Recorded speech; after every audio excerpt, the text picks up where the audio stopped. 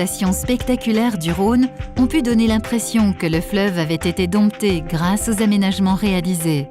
En novembre 2002 et décembre 2003, la survenue de crues majeures sur l'ensemble du Rhône aval conduisent les pouvoirs publics à élaborer une stratégie de prévention des inondations à l'échelle du bassin du fleuve qui constitue aujourd'hui le volet inondation du plan Rhône.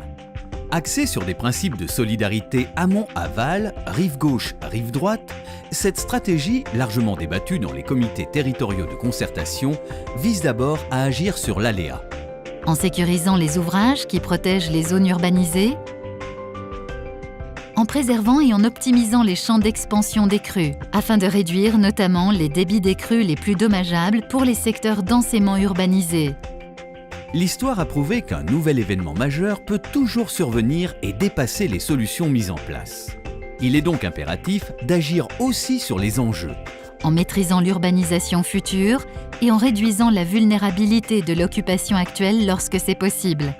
Parallèlement, le volet inondation du plan Rhône finance des programmes de diagnostic et de travaux. Pour réduire la vulnérabilité des bâtiments publics et des réseaux, ou pour aider les agriculteurs à réduire la vulnérabilité de leur exploitation. Se protéger durablement contre les inondations passe aussi par une meilleure connaissance du fleuve et des enjeux.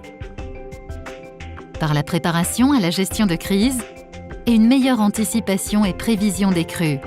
Mais pour ne pas oublier que le risque inondation est toujours présent, il est nécessaire de développer la mémoire et la culture du risque en informant et en sensibilisant les populations.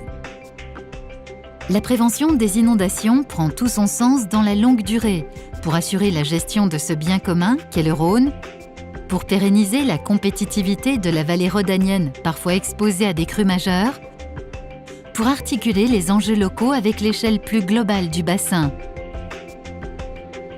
Inscrire la prévention des inondations dans le temps, c'est donner un nouvel avenir à notre fleuve.